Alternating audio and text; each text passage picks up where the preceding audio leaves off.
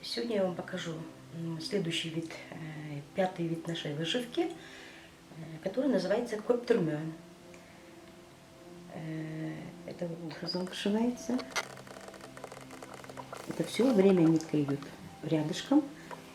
И вот когда уже навышиваем, и он получается такой объемный. Это в школе, когда мы еще учились, вот нам говорили гладь, один из видов глади.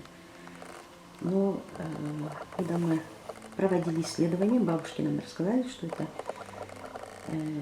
раньше, когда приданое нашим бабушкам молодости давали, они вот этой вышивкой оформляли свои одеяла, которые мама готовила на приданое.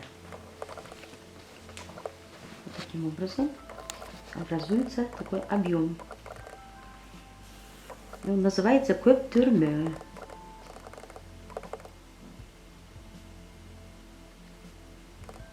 Все время вот рядышком.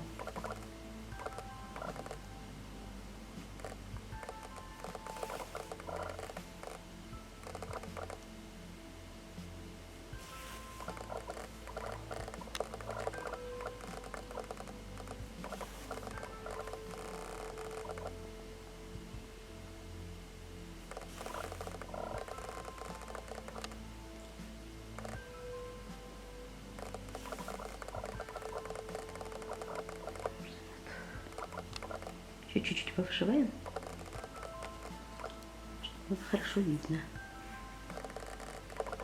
Это все время вот впритык и рядышком. Впритык и рядышком.